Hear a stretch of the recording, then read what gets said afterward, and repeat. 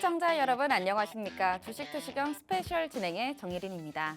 네, 오늘도 저와 함께 재미있는 주식 이야기 나눠보도록 할 텐데요.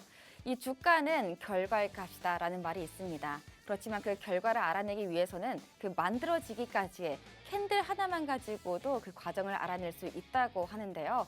그래서 오늘은요, 수익 날개 한영석 대표님과 함께 캔들에 대한 이야기도 나눠보도록 하고요. 또 투자 포인트들도 짚어보도록 하겠습니다. 그러면 대표님 모셔보기 전에 저와 함께 시장 살짝 한번 보시죠. 먼저 오늘 시장 이 코스피와 코스닥 중에서도 오늘은 코스닥을 외치기도 했습니다. 그중에서도 코스피는 외국인과 연기금의 투자 압박으로 인해서 결국에는 하락 마감을 했는데요. 특히 국민연금에서는 이 리밸런싱을 오늘부터 재개하면서 이 국내 주식의 비중이 줄어들 수 있을 것이다라는 가능성이 어떻게 보면 경계감을 더욱더 증폭시킨 겁니다. 반면에 이 코스닥에서는요, 이 30주년을 맞은 이 출범을 맞은 이 코스닥 시장, 이 유가 증권 시장에서의 이탈된 그 수급들이 유입되면서 이 강세를 보여주었는데요. 그렇지만 이 안에서도 그림자는 존재했습니다. 바로 에코프로 BM이죠. 에코프로 BM 1조 2천억 원의 유상증자를 발표하면서 이 에코프로 형제들이 나란히 하락세를 보여주기도 했습니다. 그래서 오늘 저희가 이 2차 전지 에코프로 그룹주에 대해서 좀 알아보면 좋을 것 같더라고요. 우리가 어떤 시각으로 조금 보면 좋을지 다양한 시각 점검해 보도록 하겠습니다. 먼저 2차 전지 하면요, 다양한 이야기들이 나오곤 있지만 요즘 계속해서 눌러지는 섹터이기도 합니다. 이 2차 전지, 그렇지만 이 매크로 트리거, 펀더멘털 회복, 수급 회기라는 세 박자가 맞아 쳐지면서 결국에는 급등할 것인가? 라는 신호가 이번 주 월요일에 나타나기도 했었죠. 좀 자세하게 볼게요. 중동발 유가가 상승을 하면서 이 물가 압박 우려 속에 금리 인하 기대감으로 이 섹터, 2차 전지 섹터가 상승할 수 있지 않을까라는 기대감이 더해졌었고요. 또 펀더멘털적으로 봤을 때에도 북미 신규 고객사가 확보되고 또 ESS 수요 폭증 캐시 시그널이 나타난 데다가 수급도 이 미국 IRA 정책 유지가 확인되면서 외국인과 기관이 선제적으로 매수를 올렸었다라는 겁니다. 이러한 포인트들을 봤을 때는 2차 전지 섹터 우리가 조금 그동안에 소외했었는데 조금 다시 들여다볼까라는 생각이 들기도 할 텐데요. 사실 2차 전지 섹터 하면 뭐가 가장 먼저 떠오르시나요? 저는 에코프로 형제들이 가장 먼저 떠오르더라고요. 그렇다면 이 에코프로 그룹주 이야기를 안 해볼 수가 없는데 한국 증시상의 시가총액이 이렇게까지나 급격하게 변한 거는 정말 역사상 하나뿐이라고 합니다. 저희가 보시면요, 2024년 슈퍼사이클에 70조 원을 터치했고요. 그러고 나서 전기차 캐즘 그리고 중국 경쟁사 부상, 공매도의 압박까지 더해지면서 20조 원까지 추락을 했습니다. 그렇지만요, 이 삼성전자와 SK하이닉스로 갔었던 그 수급이 점차적으로 코스닥 시장으로 좀 온기가 퍼지고 있죠, 요즘. 그래서일까요? 다시금 50조 원으로 회복을 하는 모습을 보여줬습니다. 물론 그뿐만이 아니라 6월 중동 리스크 그리고 캐즘 종료 시그널도 보여졌기 때문에 이만큼까지 상승을 할 수 있었다라고 체크를 해볼 수 있겠네요. 또 그와 더불어서 우리가 에코프로 하면 고민이 참 많아지는데 잘 생각해 볼게요. 에코프로 BM 막상 이 헝가리 공장의 양산은 잘 진행되고 있고요. 심지어 출하도 정상적으로 진행이 되고 있다는 겁니다. 그렇다면 정말 문제점은 뭘까요? 바로 반도체 쏠림 현상.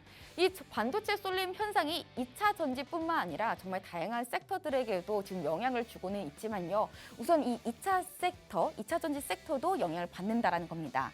한마디로 말해서 이 SK하이닉스와 삼성전자를 향한 이 레버리지 최근에 나왔었죠. 그래서 많은 투자자들이 신용융자를 통해서 레버리지에 들어가곤 했는데 지금쯤이면 많은 고민이 들기도 할 것 같습니다. 그래서일까요? 레버리지에서 나오려는 그런 흐름들도 점차적으로 체크해 볼 수 있었다라는 건데요. 그래서 지금 문제는 실적보다는 수급이다라고 체크해보면 좋을 것 같습니다. 이 수급적인 면들도요, 네 가지로 좀 나눠서 좀 생각을 해볼게요. 외국인들의 매도가 그래도 점차적으로 순매수로 전환을 하고 있습니다.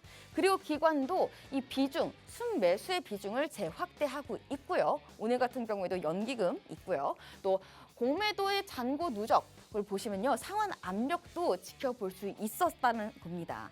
이런 부분들을 체크해 봤을 때 그래도 좀 수급적으로 풀리겠구나라는 기대감이 좀 보여지죠. 만약에 근데 수급이 풀리게 되면 가장 먼저 움직이는 거는 펀더멘털이 안정적인 그런 종목이라는 겁니다. 그게 바로 에코프로일 텐데요. 만약에 물가가 안정이 되면 금리 인하에 대한 가능성을 시사하겠죠. 그렇다면 이 금리 인하에 대한 가능성이 시사가 된다면요. 하이베타 섹터인 이 2차 전지가 강하게 급등을 한 겁니다. 하이베타니까요. 그렇다면 이런 식으로 봤을 때 에코프로를 이제는 예전 에코프로 말고 2026년 에코프로에 집중해야 된다라고 확인해 보면 좋을 것 같습니다. 2023년이랑 2026년 가장 큰 차이는 바로 인도네시아 통합 밸류 체인이 가동되기 시작됐다라는 겁니다. 이게 단순히 캐파 확장이 아니라는 거예요. 한마디로 말해서 원가 경쟁력, 중국 의존도를 탈피했다라고 볼 수 있는데요.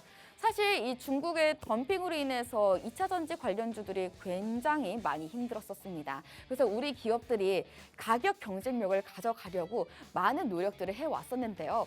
여러분도 아실 겁니다. 이 미국과 유럽까지도 이 비중국화를 계속해서 노력을 하고 있는데 그러다 보니까 이 비중국화가 대세가 되고 있는 만큼 우리 기업이 만들어 놓은 이 원가 경쟁력이 핵심이 될 수 있다라는 겁니다.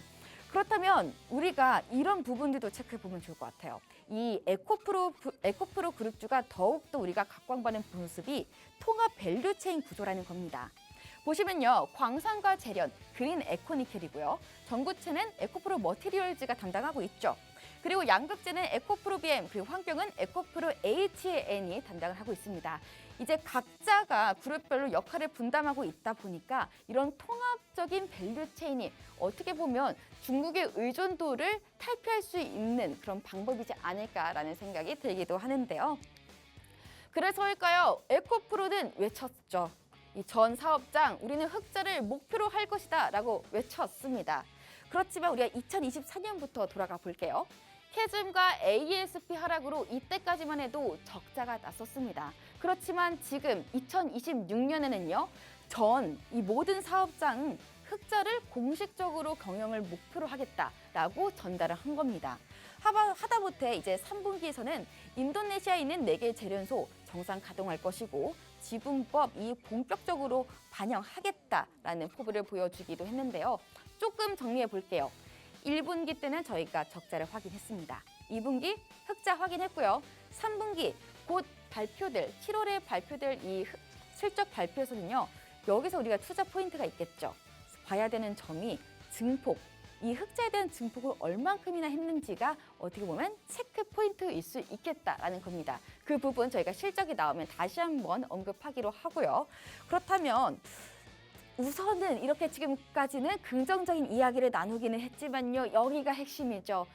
어제 나온 악재이긴 합니다. 사실 막상 악재라고 보기에는 다양한 시각들이 존재하기는 합니다. 에코프로 BM 좀 정리해 볼게요. 조달 금액이 1조 2천억 원이에요. 유상증자가. 그리고 예정 발행가는 주당 12만 1,200원이고요. 이 신주는 990만 주를 발행한다고 하네요. 이게 기존 주식의 약 10.1%에 해당된다고 합니다. 그래서 지금 자금 사용처를 보시면요. 운영 자금만 해도 1,350억 원, 그리고 시설 자금 1,500억 원, M&A 자금은 9천억 원이 넘어가고 있습니다. 이런 자금 대체 어디에 쓸 건데? 라고 확인해 보시면요. 우선은 헝가리 공장에 추가적으로 투자할 거라고 합니다. 그리고 인도네시아 재련소 지분 취득에 사용을 하겠다라는 건데요. 이런 내용들만 봤을 때 나쁘지 않네. 나쁘지 않습니다. 내용은. 그치만요. 이 유상증자라는 키워드가 주는 주주들에게 주는 부담감이 있죠. 당연하게도요. 그래서 이렇게 지금 어제부터 시작해서 오늘까지도 에코프로 형제들이 급락세를 형성하고 있는 건데요. 그렇다면 우리가 왜 지금 이 타이밍일까? 코스닥. 아니 곧 있으면 이제 밸류 팔 거고 이렇게 지금 출범 30주년 이렇게 행사도 금요일까지 진행될 건데 왜 지금 이 타이밍이냐라고 생각하시는 분들 많으실 것 같습니다. 근데 잘 생각해 보면요. 이 소식이 1주, 2주, 하다못해 한 달 뒤에 나타났었다고 하더라도 그게 과연 악재로 작용되지 않았을까요? 그때도 마찬가지였을 겁니다. 그저 언제 올랐을 거고 언제 내려갔을 거냐, 그 시기의 차이일 텐데요. 그렇다면 에코프로 BM 입장에서는 매도 먼저 받는 게 낫지라는 생각이 일 수도 있을 겁니다. 이런 식으로 또 신규 매수자 입장에서는 또 에코프로 BM 어떻게 보면 매력적이다. 지금이 저점일 수도 있겠다. 저점 매수해볼까? 라는 생각이 들 수도 있겠네요. 이런 다양한 시각들이 있다 보니까 우리가 많은 생각이 들 수밖에 없을 겁니다. 근데 이런 더 자세한 이야기들은 저희가 한영석 대표님과 함께 커뮤니티 방에서 이야기를 나눠볼 수 있는데요. 우선은 휴대폰 한번 꺼내주시고요. 휴대폰의 카메라 잘 활용해 보시면서 하단 자막을 좀 참고하셔서 커뮤니티 방에 무료로 입장할 수 있다는 거 저희가 전달해 드리도록 하고요. 참고로 이 커뮤니티 방 안에서는요, 한영석 대표님과 직접적으로 실전 매매 전략 그리고 이런 다양한 부분들도 이야기 나눠볼 수 있습니다. 그럼 여러분들이 천천히 참여하실 수 있도록 화면 크게 보고 넘어가 보도록 하겠습니다.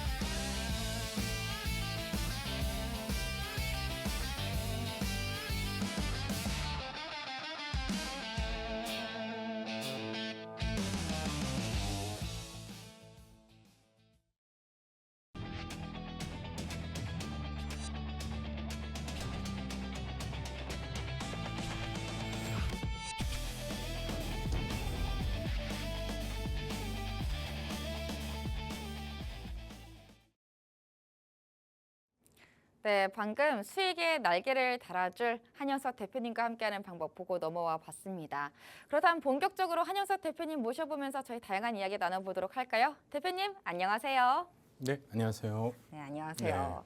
네, 오늘부터 시작해서 금요일까지 이제 또 네. 코스닥 30주년 행사 진행된다고 하는데 네. 뭐 오늘은 콜레드, 뭐 내일은 거래소라고 합니다.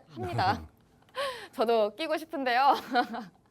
또 오늘 코스닥 굉장히 또 좋았잖아요. 어제는 네네. 물론 조정은 있었지만요. 900선 지키고 오늘 또 좋았습니다. 오늘 시장 어떻게 보시죠? 그러니까 사실 이제 뭐 기존에 이제 저희 코스피 시장하고 이제 코스닥 시장하고 서로 이제 역차별이 됐던 그 시장의 어떤 뭐 복수국처럼, 코스닥 시장 같은 경우에 지금 이제 뭐 코스피 시장이 좀 이렇게 조정을 받는 그 가운데에도 강한 힘을 좀 받고 있습니다. 어찌 보면은 이제 기존에 가지고 있었던 그 어떤 깊은 그런 어떤 낙폭 과대의 어떤 그 기준에서 사실 이제 많은 종목들이 조금 이렇게 따뜻한 온기를 좀 받고 이렇게 일어나는 그런 모습인데요. 하지만 이제 반면 오늘 이제 코스피 시장은 연일 좀 힘든 그런 어떤 무거운 발걸음을 좀 갖고 가는 시장이었습니다. 이제 7월 첫 거래일이었음에도 불구하고 이제 전날 이제 미 기술주들의 호재 속에서 이제 개장 초는 강하게 이제 시작을 했지만 장중에는 상당히 이제 밀리면서 어떻게 보면은 우리가 지금 현재 기술적으로 우리가 보고 있는 어떤 저점의 기준까지 좀 살짝 이탈하려고 하는 그런 좀 낙폭 과대의 모습이 좀 보여지기는 했었어요.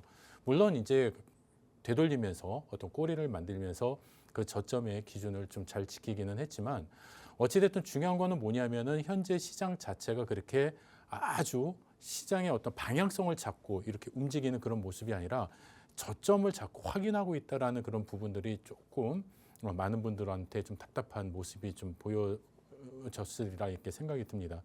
그렇지만 이제 중요한 건 뭐냐면은요. 이 반도체 업종이나 이런 모든 시장에 대한 어떤 기대감이 완전히 다 소멸됐다. 그렇게 보기에는 좀 아직 어려울 것 같아요. 이제 2분기가 끝나고 이제 3분기가 시작을 하면서 또 2분기의 실적 발표들을 우리가 이제 또 예상을 했을 때 어찌 보면은 이제 1분기보다 2분기에 대한 예상 영업이익이 좀 더 우리가 긍정적으로 바라보는 측면에서 어떻게 보면 주가에 대한 아무래도 선반영에 대한 어떤 매수세가 조금 더 들어올 수 있지 않을까 이렇게도 우리가 이제 관망을 해볼 수가 있고요. 일단 지금 이제 현재 과정에서는 방향성을 찾고 있습니다. 지금 뭐 코스피 시장도 마찬가지고 코스닥 시장도 마찬가지고 우리가 이제 자금이 이제 반도체에서 다른 종목 업종 섹터군으로 빠르게 이렇게 이동을 하고 있는 그런 모습이기 때문에 그 과정에서의 어떤 시장에 대한 어떤 견제 이런 부분들이 아직은 살짝 눈에 띄는 모습인데 차트의 흐름 기준에서도 같이 한번 보시면은요. 코스피 시장 같은 경우에는 그래도 이제 저점을 계속 끌어올리는 흐름 기준에서 주가의 하방의 어떤 압력이 그래도 잘 유지가 되고 있습니다. 실질적으로 이 저점에 대한 어떤 이탈 8,300포인트에 대한 이 기준점이 그래도 잘 유지가 되고 있고요. 물론 이제 고점이 점점 이렇게 낮아지는 그런 흐름들이 보이기는 하지만 이 방향점에서 앞으로 또 3분기가 우리가 달려갈 수 있는 어떤 목표 도달 범위까지 우리가 고려를 한다고 한다면은 주가가 이렇게 하방의 압력보다는 오히려 이렇게 좀 상방으로 다시 추가적인 어떤 방향을 되돌릴 가능성이 높지 않을까. 다만 지금 이제 연속 오랜 기간 동안에 이제 매도로 이렇게 이제 시장의 어떤 포지션을 취하고 있는 외국인들의 그 포지션이 수급이 조금 아쉽기는 합니다. 뭐 현재 뭐 환율이 이제 상당히 좀 고공행진을 하면서 외국인들의 이탈이나 이런 부분들이 조금 더 시장에 부담을 주는 부분이 있기는 하지만 실질적으로 이 또한 저희가 또 극복할 수 있는 또 과정이 아닌가 싶어요. 뭐냐면 환율이 아무리 높다라고 하지만 결국에는 이 외국인들은 실적 앞에는 또 꼼짝하지 못할 수도 있지 않을까. 자, 그렇기 때문에 이미 SK하이닉스, 삼성전자가 우리가 시장에서 내다보는 실적 전망치의 어떤 기준으로 놓고 본다고 한다면 결국에는 다시 시장으로 회귀할 수 있는, 귀환할 수 있는 그런 어떤 잠재적인 유인 역할은 할 수 있다 이렇게 보고 있습니다. 다만 이제 코스닥 시장 같은 경우에는 지금 약간 반등의 흐름이 나타나고는 있지만 지금 오늘 20MA의 흐름의 기준에서 사실 좀 약간 막히는 그런 모습이 있었어요. 그러면 다만 전체 코스닥 시장의 전체 수급의 기준을 놓고 본다라고 한다면은 코스피 시장은 저점을 내려오면서 전체적인 어떤 거래 대금의 흐름도 이렇게 살짝 눌려지는 그런 흐름이기 때문에 깊은 어떤 이탈의 모습은 나타나지는 않고는 있습니다. 자, 다만 이제 코스닥 시장 같은 경우에도 주가가 이렇게 아래 저점을 이제 반등을 하는 이런 기준에서 거래 대금의 흐름이 다시 이렇게 개선되는 모습들, 이런 수급의 흐름이 개선되는 모습들을 우리가 이제 확인을 했을 때 시장의 방향성이 추가적인 어떤 이 돌파의 기준에서 좀 더 강력한 어떤 무기가 생기지 않을까 이렇게 바라보고 있어요. 그렇기 때문에 이제 뭐 7월을 시작을 했지만 앞으로 이제 다음 주까지 우리가 길게 내다보고 또 8월까지 우리가 또 실적 랠리 또 썸머 랠리까지 우리가 기대를 해봤을 때 실질적으로 어떤 주가의 방향성 또 시장의 어떤 안정적인 펀더멘탈이 만들어지지 않을까 싶기 때문에 여러분들이 오히려 지금 시장을 또 하나의 기회로 보시는 것도 옳지 않을까 이렇게 또 판단이 듭니다. 네, 말씀해 주신 것처럼 힘든 날도 있는 것처럼 좋은 날도 나타나겠죠. 그래서 오히려 우리는 이 썸머 랠리를 앞당겨서 바라보고 있는 상황에서 오히려 지금은 기회다라고 생각할 수 있는 그런 상황이지도 않을까라는 생각이 듭니다. 그럼 이런 시황적인 부분들도 저희가 체크를 해봤고요. 그럼 본격적으로 투자를 해야 할 때 우리가 알아야 하는 포인트들, 그런 전략들에 대해서 오늘 대표님과 함께 이야기 나눠보도록 하겠습니다. 대표님. 네. 제가 주말에 또 모임을 갔었는데 네. 보통 요즘 모임 가면 하는 얘기가 대부분 주식이에요. 주식이요? 네, 네. 맨날 삼성전자, SK하이닉스 이야기하고 있고요. 모임 멤버들이 다 부자신가 봐요. SK하이닉스, 삼성전자만 갖고 얘기를 하신다고 할 정도면. 얘기를 한다고 했지 주주들은 아닐 수 있어요. 한 주 가지고 계셔도 이야기하시는 분들 많아요. 그쵸. 네, 되게 당황하신 것 같아서. 그렇기는 한데요. 네. 우선 우리가 이야기를 할 때 우리는 단타야, 우리는 네. 장투야 이런 이야기들이 참 많이 있더라고요. 그렇죠. 그래서 우리가 여러 기준에 대해서 이야기를 나눠봤는데 그 기준 안에서도 이런 단타, 뭐 장기 같은 시간적인 기준들도 있을까요? 그러니까 뭐 실질적으로 여러분들이 투자를 하실 때 아마 장기 투자는 한 번쯤 다 해보셨을 거예요. 하죠. 그렇죠. 하게 지금도 돼요. 하고 계신 분들도 계실 거고. 근데 그게 정말 내가 정말 이 종목은 정말 앞으로 뭐 유망한 어떤 흐름이 있기 때문에 뭐 예전에는 어르신분들 그런 분들이 계세요. 야, 이거 그냥 사놓고 묻어놨다가 10년 뒤에 열어봐. 막 이렇게 하시는 분들 계시거든요. 판도라의 상자네요. 그렇죠. 자, 그런 분들도 계시는데 사실 그런 거는 진짜 야, 이 회사는 그냥 볼 거 없어. 그냥 어차피 성장을 하고 정말 이 시장을 주도하는 회사니까는 절대 망하지 않아. 그러니까는 그냥 묻어놓고 5년 뒤, 10년 뒤에 내다봐. 이렇게 그냥 장기적으로 아예 처음부터 그렇게 네. 하시는 분들이 계시죠. 자, 그런데 실질적으로 그런 분들의 어떤 비율보다 내가 정말 원하지 않는데 나는 지금 장기 투자자로서 이렇게 시장에서 매매를 하고 계시는 분들 계세요. 자, 그러면은 그분들의 시작이 처음부터 정말 나는 장기 투자자가 되기 위해서 그렇게 시작을 하셨을까? 그건 아니라는 거죠. 아닐 수 있어요. 자, 여러분들이 투자를 하실 때 보면 보십시오. 내가 지금 정말 여유 있는 자산을 가지고 막 이렇게 정말 푹 담궈 놓고 아, 그래 나는 진짜 몇 년 동안 나 이거 없어도 돼 하는 분들이 그렇게 오히려 많지는 않으세요. 의외로. 예. 뭐 물론 이제 그런 분들도 꽤 많으시겠지만 네. 요즘에 이제 특히 젊은 분들 아, 불나방이에요. 그러면은 이제 실질적으로 막 정말 막 B2 영끌해서 요즘에 막 투자하시는 분들도 되게 많으시잖아요. 맞아요. 그러면은 이분들이 그거를 정말 오랫동안 그냥 딱 묻어놓고 갈 수 있는 그런 기준점을 갖고 가실 수 있겠느냐? 아니라는 거거든요. 쉽지 않아요. 자, 그러면은 나는 그래 한 5%만 수익 내야지, 뭐 10%만 수익 내야지 이렇게 갖고 어떤 단기적인 어떤 추세 흐름으로 딱 매매를 했는데 결과적으로는 어때요? 얘가 잘 올라가면은 좋은데 얘가 이제 꺾인단 말이에요. 네. 갑자기 내가 생각했던 방향하고는 다른 방향으로 가버려요. 그럼 네. 어떻게 되겠어요? 그거를 바로 손절을 할 수 있는 어떤 그런 용기 있는 분들이 계시는 반면에 야 언젠간 올라오겠지. 미련이에요. 그렇죠. 예, 언젠간 올라오겠지. 예, 그러면서 계속 쳐다보시다 보니까는 이게 회복의 어떤 희망이 안 보이는 거예요. 그러다 보면서 이제 계속 하루짜리가 일주일 가고 한 달이 가고 3개월, 1년 이런 식으로 계속 이렇게 오랫동안 비자발적 장기 투자를 하시는 분들이 계시다라는 거죠.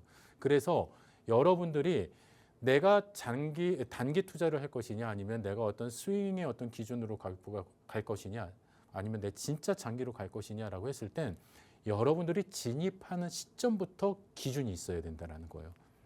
네. 진입하는 시점부터. 그래서 진입하는 시점에서 어떤 기준을 보고 어떤 포인트를 보고 여러분들이 매매를 하셔야 되는지 그 기준을 제가 좀 알려드릴 테니까 같이 한번 화면을 보시면서 한번 지켜보시면 좋을 것 같은데요. 일단 지금 보시면 여러분들이 이제 단타라는 개념 같은 경우에는 말 그대로 정말 오늘 하루 안에 매수와 매도를 하기 위해서 진입하시는 분들 계시겠죠. 근데 여러분들 보십시오.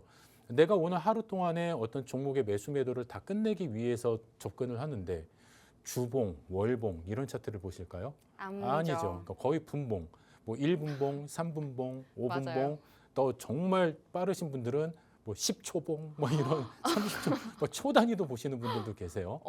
예, 근데 사실 너무 좀 이제 과한 어떤 그 스트레스가 또 여러분들한테 좀 이렇게 다가갈 것 같은데 중요한 건 뭐냐면은 단타라는 거는 내가 어떤 분봉의 기준으로 했을 때 이 분봉으로 보면서 내가 어떤 지점을 돌파했을 때 장중 거래 대금이 쏠리고 분봉으로 돌파를 하고 만약에 VI가 걸렸다라고 하면 그 VI의 이후에 어떤 흐름이 연출이 되는 그 기준점을 갖고 여러분들이 매수의 포지션을 딱 취하고 들어가실 거란 말이에요. 그러면 그 기준이 깨지면 빨리 나오셔야 되는 거예요. 네. 그런데 여러분들은 들어갈 때는 나는 정고점 돌파로 들어갈 거야. 뭐 OMA를 뭐 돌파하는 구간에서 들어갈 거야. 아니면은 거래 대금이 강하게 터지는 그런 구간에서 들어갈 거야. 이렇게 했는데 네. 장중에 분명히 얘가 변화되는 시점이 있단 말이에요. 자, 그런데도 여러분들이 그거를 빠져나오지 않고 거기서부터 이제 생각이 바뀌는 거죠. 야, 그거 뭐 오늘 꼭 안 나가도 돼. 뭐 종목 좋고 뭐 섹터 살아 있으니까는 뭐 내일 한번 또 보지. 이런 괜찮을 식으로. 거야. 자꾸 관대해지기 시작하는 거예요, 여러분들이. 예, 내가 산 판단에 나의 판단에 이제 관대해지기 시작을 하는 거죠. 그렇죠. 자, 그러다 보면은 이게 비자발적으로 이제 스윙이 되고 이제 장기가 되는 거거든요. 네. 그렇죠. 여러분들이 이제 요즘 뭐 야구 시즌이라고 해갖고 계속 스윙만 하시면 안 되고 일단 계속 여러분들도 내가 목표한 설정이 단기였으면 빨리 단기 안에서 끝내고 단기 추세가 꺾이면 빨리 여러분들이 빠져나오셔야 돼야 되는 거예요. 그래서 단기에서 물렸다고 해서 스윙으로 끌고 가려고 하시는 전략은 가급적 피하시는 게 좋을 것 같고요. 만약에 내가 이제 스윙으로 내가 어느 정도 좀 구간을 설정을 하고 내가 이 구간에서 좀 더 시간을 여유를 두고 좀 지켜보겠다. 이렇게 처음부터 설정하시는 분들도 계시겠죠. 뭐 예를 들면 우리가 이제 이렇게 저항선이 있고 지지선이 있으면 이제 주가가 여기서 막 이렇게 왔다 갔다 하는데 고점에서 이렇게 밀렸어요. 자, 그러면은 여기서 다시 반등의 흐름이 나온다라고 한다면은 얘가 어느 정도 고점까지 형성이 될 때까지 요 구간을 내가 한번 좀 기다려 보겠다. 그러면서 요 구간에 대한 어떤 목표 설정을 하고 단기 주가의 목표 설정 구간 안에서 내가 뭐 대응을 하기 위한 좀 시간을 확보하시는 분들이 계시겠죠. 자, 그런 분들 같은 경우에는 분봉을 가지고 여러분들이 매매를 하시면은 상당히 어떤 변동성 때문에 내 어떤 판단의 기준이 자꾸 흔들리게 될 수가 있어요. 그렇기 때문에 그런 분들 같은 경우에는 이제 기본적으로 일봉의 어떤 기준에서 얘가 5MA나 20MA를 잘 지지하는지 주가가 강하게 뻗어 올라갔다라고 했을 때 얘가 위에 고점을 종가를 잘 유지를 하는지 만약에 내가 딱 본 종목이 오늘 강하게 올라갔어요. 그런데 얘가 고점에서 꼬리를 달고 이렇게 내려와요. 그러면은 일단 스윙의 기준이지만 빨리 여러분들이 비중을 좀 줄이셔야 되는 그런 모습들이 있죠.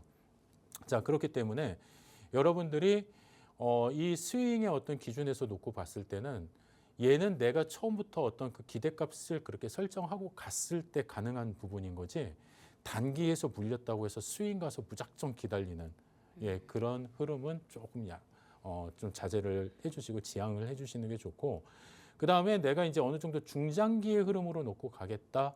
뭐 예를 들면은 뭐 SK하이닉스, 삼성전자 자 이런 어떤 대형 종목 갖고 나는 단타로 나는 그냥 조금씩 나는 어떤 수익을 보겠다 이런 거보다는 사실 이런 종목들 같은 경우에는 앞으로 추세의 흐름 또 연말까지 내년까지의 어떤 성장할 수 있는 어떤 성장의 어떤 펀더멘털들이 상당히 잘 요건이 갖춰져 있잖아요. 맞아요. 그러면은 이런 종목들 같은 경우에는 조금 더 중장기적인 어떤 시각에서 여러분들이 추세의 어떤 방향이 크게 조정을 받더라도 좀 이렇게 묵묵하게 또 지켜내고 이겨내시고 가실 수 있는 그런 기준점이 만들어질 수 있겠죠.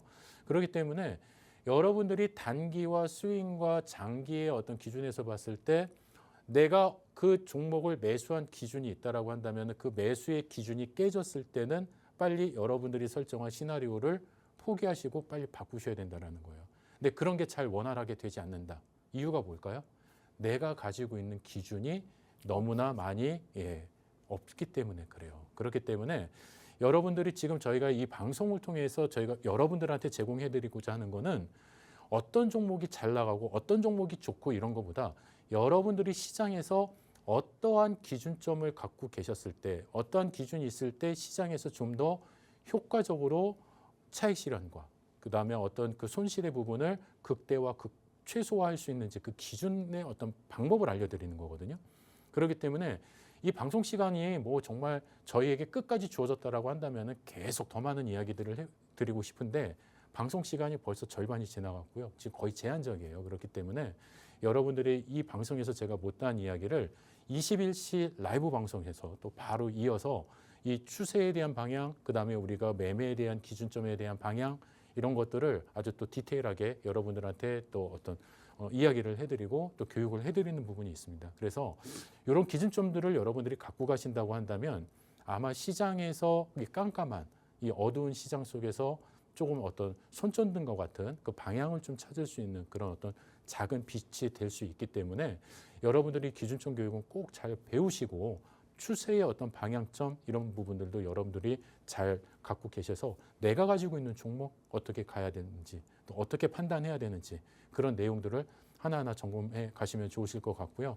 저희 커뮤니티 방으로 같이 참여하시면은 제가 오늘 방송에서 여러분들하고 이야기 나눴던 모든 이 교육 자료까지 다 같이 여러분들의 또 쉐어를 하실 수 있고 공유하실 수 있기 때문에 같이 또 참여하실 수 있는 방법까지 또 알려드릴 테니까 여러분들이 같이 함께 하셨으면 좋을 것 같습니다. 네, 대표님께서 말씀해 주신 것처럼 지금 하단 자막을 잘 참고해 보시면요. 커뮤니티 방 들어오실 수 있습니다. 그리고 저희 또 이번에는 기준에 대해서 이야기를 나눠봤다면 이 매매 기법에 대해서도 조금 이야기를 나눠봐야겠죠. 대표님, 네. 요즘 투자자들이 가장 선호하는 매매 네. 기법이 돌파 매매라고 하더라고요. 그렇죠. 예전에 또 수익 날기 하면 한영석의 돌파 매매였습니다. 네. 그래서 그 매매 네. 근데 성공 확률이 쉽진 않다고 합니다. 그렇죠. 그러니까는 많은 분들이 한쪽에는 돌을 들고 한쪽에 팔을 들고 막 이렇게 외치시는 분들도 계세요. 사실 저희 교육방에서. 자, 그런데 중요한 건 뭐냐면은 이 돌파라는 거는 뭐냐면 한 번 내가 어떤 천정을 뚫었다고 해갖고 얘가 무조건 그 자리에 딱 자리 잡는 게 아니죠. 네. 그러니까 우리가 캔들을 보면은 뭐가 있냐면은 고가가 있고 종가가 있잖아요. 네, 그래서 맞아요. 항상 무조건 고가가 종가가 되는 게 아니라는 얘기죠. 아니죠. 네. 그런데 이제 여러분들은 얘가 고가에 가 있을 때 그때 어떤 종가의 기준에서 딱 보면은 분명히 고점보다는 한참 밀려왔음에도 불구하고 그 고점의 그 정말 화려했던 그 흥분의 상태를 여러분들은 계속 각인이 되어 있다 보니까 실질적으로 종가에 강하게 밀려 있음에도 불구하고 또 거기를 또 올라오겠지 이런 또 기대를 갖게 되시는 거거든요. 어쩔 수가 없어요. 네. 심리라는 게. 그렇기 때문에 여러분들이 어떤 매매를 하실 때 가장 중요한 거는 일단 종가다. 왜냐하면 결과기 때문에. 네. 네. 그래서 여러분들이 우리가 진짜 돌파를 구분하는 몇 가지 딱 기준 제가 3가지만 말씀을 드릴 텐데 같이 준비한 자료를 함께 보시면은요. 일단 이 가격 부분에서 이전 저항대를 강하게 돌파를 해야 됩니다. 그러니까는 우리가 주가가 이제 이렇게 이제 오르락 내리락 이렇게 있으면은 주가가 여기서 바닥에서 되돌리는 과정이다 한다면은 요 앞에 있는 정고점을 강하게 이렇게 돌파를 해줘야 돼요. 강하게 돌파를 하는데 이 돌파의 기준에서 반드시 뭐가 따라와야 되냐면은 강한 거래 대금이 이렇게 들어와야 돼요.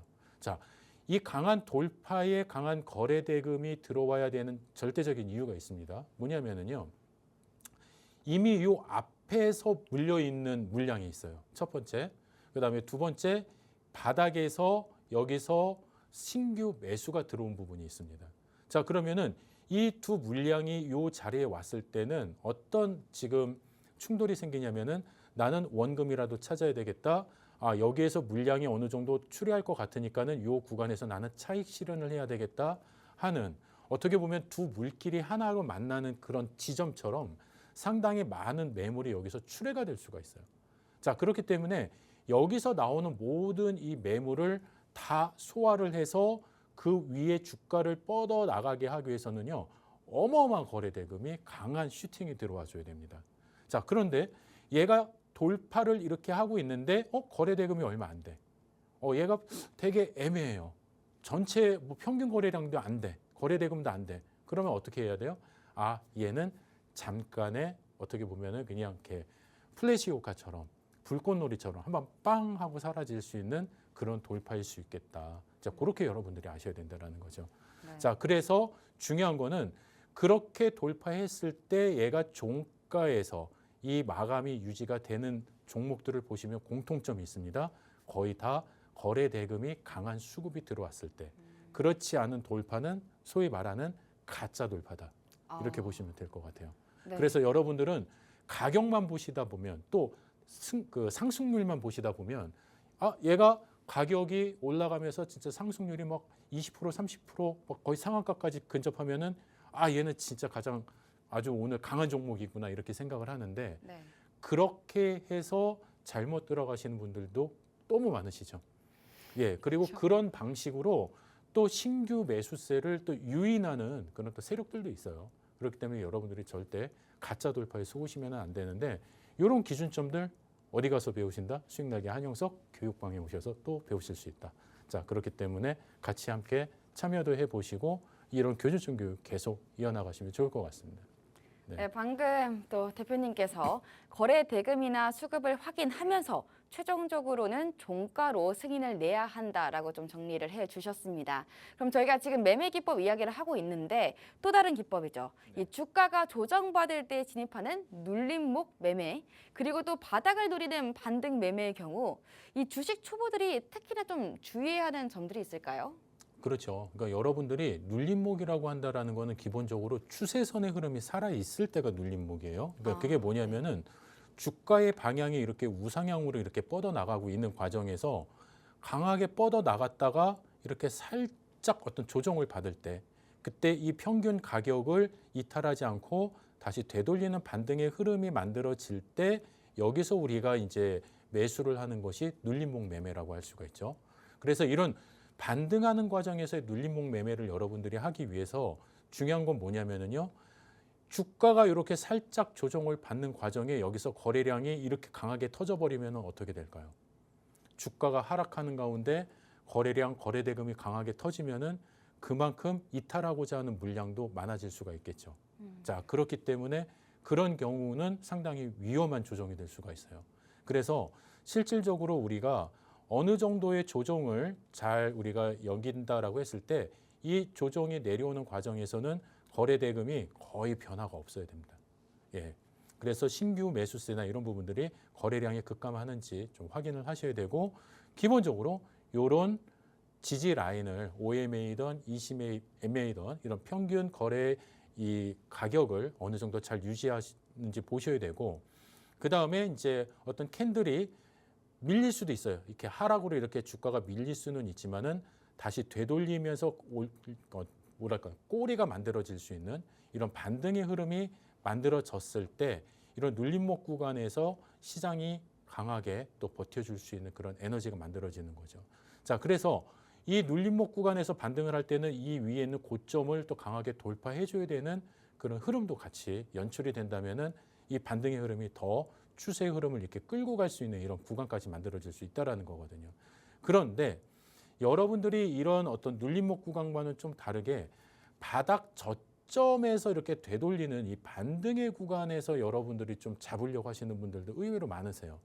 눌림목이라는 거는 이미 상승한 흐름에서 그 흐름의 방향을 타고 가는 거지만 이 반등은 거의 바닥 저점에서 되돌리는 과정에서 갖고 가는 거기 때문에 여러분들이 더욱더 좀 조심을 하셔야 되는 그런 부분이 있다라는 부분이거든요. 그래서 이 바닥 부분에서는 저점이 반드시 확인이 돼야 됩니다. 바닥에 저점이 형성이 되는데 저점이 이탈되는 흐름이 나와서는 안 되는 거고요.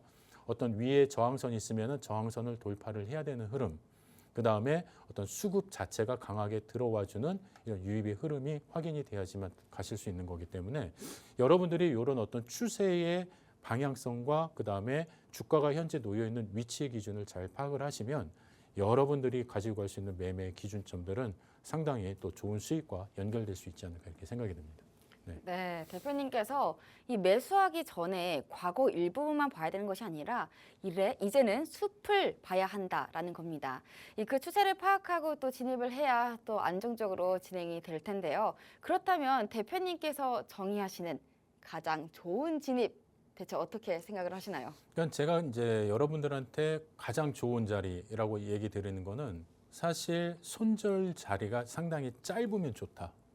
뭐냐면은 이제 뭐 제가 여기 이렇게 화면에 여기에 이렇게 뭐 이제 선이 이렇게 같이 좀 나와 있기는 한데 내가 매수하는 자리가 요 자리예요. 네. 자, 그런데 이게 만약에 이제 손절 라인이라고 이제 가정을 한다고 했을 때 이 가격이 짧으면 짧을수록 좋다라는 거죠. 자, 왜냐하면 내가 매수가는 여기인데 손절가가 여기다. 이 가격이 길면 길수록 그만큼 내가 감당해야 되는 부분이 상당히 커지는 거거든요. 자, 네. 그러면은 손절이 짧으면 좋다라는 거는 결국 뭐냐면 일단 기본적으로 손실이 축소가 될 수 있어요. 그리고 손절이 짧다라는 거는 바닥 지지선이 상당히 가깝게 있다라는 그런 의미가 되는 거기 때문에 여러분들이 많이 올라와 있는 상태가 아닌 바닥에서 되돌리는 구간에서 어떤 돌파의 구간이 빨리 포착이 된다라고 한다면 가장 좋은 자리가 되겠죠. 네. 그래서 내가 어떤 기준점을 잡았을 때 너무 높이 올라가서 저 아래에 어떤 기준점이 이렇게 이격이 많이 발생되어 있는 종목보다는 내가 빨리 어떤 그 방향성이 좀 잘못됐을 때 내가 수정을 할 수 있는 그런 기준을 갖고 여러분들이 자리를 선정을 하시면은 상당히 좋은 흐름이 만들어지지 않을까 이렇게 생각이 듭니다. 네, 대표님께서 가장 좋은 진입가는 손절이 가장 가까운 자리다라고 정리를 해주셨습니다. 그런 만큼 우리가 참 캔들의 시장의 심리가 다 담겨 있는 것처럼 우리의 심리도 캔들을 보면서 이성적으로 사실을 판단하면서 기준을 만들고 방금 말씀해주신 그런 투자 포인트들을 적용을 해야 되는데 막상 그게 쉽지는 않습니다. 그렇다면 그 기준 잘 이성적으로 적용시키기 위해서는 나침반 그 지도자가 필요하겠죠. 그 가이드 바로 한영석 대표님이신 건데요. 참고로 하단 자막에 따라서 휴대폰에 카메라를 잘 적용해 주시면요. 이 무료 커뮤니티 방 들어오실 수 있습니다. 이 커뮤니티 방 안에서는요. 한영석 대표님께서 밤 9시에 이 실전 매매 전략 다 설명해 주시니까요. 그런 부분들 다 궁금하신 분들은 적극적으로 이 휴대폰의 카메라를 통해서 하단 자막 잘 활용해 주셨으면 좋겠습니다. 그럼 여러분들이 커뮤니티 방 잘 입장할 수 있도록 큰 화면 보고 넘어가 보도록 할게요.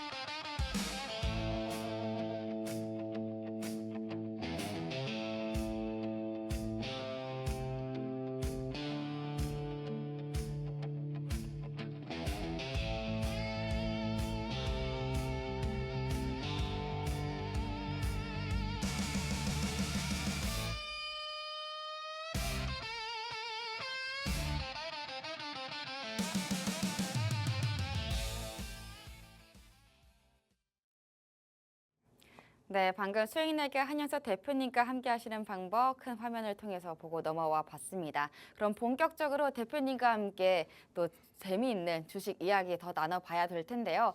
한영석 대표님, 네. 저희가 주식을 또 잘 하기 위해서는 또 올바른 길로 가기 위해서는 사실 가이드라인이 필요하다고 저는 생각이 들거든요. 네네. 그 가이드라인, 뭐 지지선, 저항선 이런 게 있지 않을까 싶은데요. 그러니까 사실 이제 여러분들이 주식 매매를 할 때 기본적으로 기억되어 있는 가격이라는 게 있습니다. 그게 무슨 말이냐면은 어떤 종목이 있으면은 그 종목이 강하게 저항을 받았던 가격이 있고 그 종목이 또 어떤 가격대에서는 상당히 또 지지를 받았던 그런 가격이 있다라는 거거든요. 그러니까 실질적으로 그 추세의 흐름 방향 속에서 이 주가가 어떻게 뻗어나갈 수 있는지 여러분들이 어느 정도 예측이 가능하다. 그게 우리가 소위 말하는 지지선과 저항선에 관한 부분인데요. 실질적으로 이 지지선이라는 거는 뭐냐면은 어떤 주가가 이렇게 하락을 하던 주가가 반복해서 멈추는 가격대가 있습니다. 자, 이거를 우리가 딱 얼마입니다, 어떤 가격에 있습니다라고 이거를 딱 콕 집어서 이야기해 주지는 않지만은 이러한 가격대가 여러분들이 소위 말하는 차트를 보시면 그 안에서 확인이 가능하시거든요. 그러면 이런 어떤 반복해서 멈춘 가격대에서는 우리가 뭘 할 수 있느냐? 매수를 생각을 해볼 수가 있는 거죠. 편입의 기준을 설정할 수 있는 어떤 그 기준 가격이 만들어질 수가 있다라는 거예요. 하방의 압력이 줄어들고 있기 때문에 실질적으로 이 줄어드는 것을 우리가 확인이 된다라고 한다면 충분히 그 기준점에서 여러분들이 한번 편입의 기준을 잡아볼 수가 있죠. 왜냐하면 예시를 보면 주가가 어떤 고점에서 하락을 할 때 어떤 특정 구간에서 반복적으로 반등의 흐름이 나왔어요. 되돌리는 흐름이 나왔다라는 거죠. 자, 그런데 여기서 계속 되돌렸기 때문에 여기서는 무조건 되돌린다? 이거는 말이 안 되는 거예요. 그러니까 이 주식시장에서는요, 무조건이라는 단어는 없습니다. 그럴 가능성이 있고 그런 가능성이 상당히 높아지는 것뿐이지 무조건이라는 게 없어요. 예, 그렇기 때문에 여기에서 물론 반등의 흐름이 나오기는 하지만 반등의 흐름이 확인이 됐다라고 한다면 그 기준에서 얘가 강하게 이 저점까지 전 고점까지 올라갈 수 있는지를 여러분들이 판단해 보시면 어떤 수익의 기준을 잡을 수가 있겠죠. 자, 그러면 주가가 올라가는데 어떤 고점이 딱 됐을 때 이 고점에서 주가가 더 이상 뻗어나가지 못하고 계속 저항을 받았던 이런 자리들이 있어요. 그래서 이런 자리들을 저희가 저항선이라고 합니다. 이 저항선이라는 건 방금 말씀드렸던 것처럼 상승하던 주가가 어떤 구간에서는 계속 막힌다라는 거죠. 자, 이 구간에서 막힌다라는 얘기는 무슨 이유일까요? 이미 전 고점에서 말씀드렸던 요 가격대에서 좀 고점에서 물려 계신 분들, 거기에서 손실을 보고 계셨던 분들이 주가가 이렇게 하락을 되돌리는 과정에서 이 자리에 왔을 때 어떤 결과가 만들어지겠습니까? 원금을 회복하고 싶어하는 그런 투자 심리가 발현이 될 수도 있는 거고요. 또 하나, 이 바닥에서 이미 편입한 그런 어떤 신규 물량들이 있을 거란 얘기죠. 그러면은 이 세 개의 어떤 물량들이 같이 만나는 이런 구간에 도달했을 때 어떻게 보면은 신규 매수의 흐름도 만들어지기는 하겠지만은 고점에서 그 물량들을 소화를 해야 되는 그런 내용들이 또 많아질 수가 있어요. 그래서 아까 제가 좀 전에도 말씀드렸지만은 이런 전고점을 돌파하기 위해서 가장 궁극적으로 필요한 게 뭐다? 강한 거래대금이다. 밑에서 우리가 거래량 거래대금에 강한 수급이 들어와줘야 된다는 겁니다. 그런 것들이 완성이 되지 않았을 경우에는 고점에서 주가는 이렇게 계속 저항을 받을 수밖에 없는 상황. 하지만 얘가 다시 되돌리는 구간에서 다시 반등의 흐름도 우리가 살펴볼 수도 있는데 이런 구간에서 여러분들이 조심해야 될 게 있어요. 여기서 무조건 되돌린다? 아니라는 거죠. 주가의 흐름이 이탈이 되는 이탈의 어떤 신호가 보였다라고 한다면은 내가 저점에서 잡은 것 같지만은 이게 저점이 아니구나. 빨리 시나리오를 수정을 하셔야 된다라는 거. 그리고 나서 다시 되돌리는 구간에서의 어떤 반등의 흐름이 돌파의 흐름이 나온다라고 한다면 그때서야 여러분들이 편입의 기준을 잡으셔야 된다라는 겁니다. 이런 흐름을 여러분들이 무시하시고 그냥 감으로 많이 오른 것 같아. 이 정도면은 너무 빠진 것 같아. 이런 식으로 여러분들이 평가를 하지 마시고 이 어떤 기준점들을 이렇게 딱 잡아 놓으시면은 여러분들이 매매하시기가 너무 편해지시는 거죠. 그러면 돌파를 했을 때 가장 중요한 게 제가 조금 전에 뭐라고 말씀드렸어요? 진짜 돌파와 가짜 돌파의 어떤 차이는 이 고점에서 돌파 이후에 이 종가가 잘 형성이 되는지 그거를 보셔야 된다고 그랬어요. 우리가 일반적으로 주가가 이만큼 올라갔는데 여기에 그냥 안테나만 덩그러니 이렇게 남아있는 그런 종목들도 의외로 많습니다. 자, 그런 거는 뭐냐면은 이 바닥 저점에서의 강한 거래대금이 형성이 안 됐기 때문에 그러는 거예요. 수급이 그만큼 따라오지 못했기 때문에. 자, 그래서 여러분들이 강한 고점에서 종가가 이렇게 형성이 됐고 이 돌파의 신호가 확실하게 잡혔다라고 한다면 이런 추가적인 슈팅의 흐름의 범위가 상당히 많이 나올 수가 있습니다. 자, 그러면은 지금 장세에서는 어떨까요? 지금 전체 시장의 흐름에서 강하게 눌렸던 주가들이 지금 이 전고점을 돌파하고 있는 그런 종목들이 상당히 많이 나타나고 있습니다. 자, 그러면은 이 종목들이 과연 내일 시장, 오늘부터 이제 새롭게 시작된 3분기의 이 시장, 또 후반기의 이 시장에서 강하게 돌파의 기준에서 앞으로 주가의 추세 방향이 뻗어나갈 수 있는 종목들이 과연 없을까요? 어마어마하게 많습니다. 그렇기 때문에 지금 또 코스닥 시장 같은 경우에는 어떻습니까? 바닥에서 되돌리는 힘이 상당히 크죠. 그래서 뭐 사실 주성 엔지니어링 같은 종목들 이미 저희는 며칠 전부터 아주 그냥 배 든든하게 이렇게 저희는 또 갖고 가고 있는 높은 수익을 갖고 가는 그런 종목들이거든요. 뭐 가온전선 어마어마한 수익을 또 갖고 가고 있습니다. 자, 그렇기 때문에 이런 종목들이 돌파의 과정에서 나타난 힘이 있었기 때문에 저희가 들어갔던 부분 그런 종목들을 여러분들한테 오늘 밤 21시에 제가 갖고 있는 종목들을 전격적으로 다 공개를 해드릴 예정이기 때문에 궁금하신 분들 또 앞으로 이 시장에서 또 좋은 수익 내고 싶으신 분들 함께 참여하실 수 있도록 안내해 드리겠습니다. 네, 방금 말씀해 주신 것처럼 우선 휴대폰의 카메라를 통해서 하단 자막을 좀 참고해 보시면요. 저희가 무료로 이 커뮤니티 방에 입장할 수 있습니다. 밤 9시 진행되는 커뮤니티 입장에서는요. 이 안에서는 한영숙 대표님의 전략들이 나타나고 있으니까요. 그 전략 궁금하신 분들 오시면 좋을 것 같습니다. 그럼 저희는 다음 이 시간에 주식투시경 스페셜을 통해서 만나 뵙도록 하겠습니다. 오늘 방송에서 제공한 정보는 투자 판단에 대한 참고 조언일 뿐 해당 종목에 대한 가치 또는 상승과 하락을 보장하지 않습니다. 그럼 오늘도 시청해주신 여러분 고맙습니다.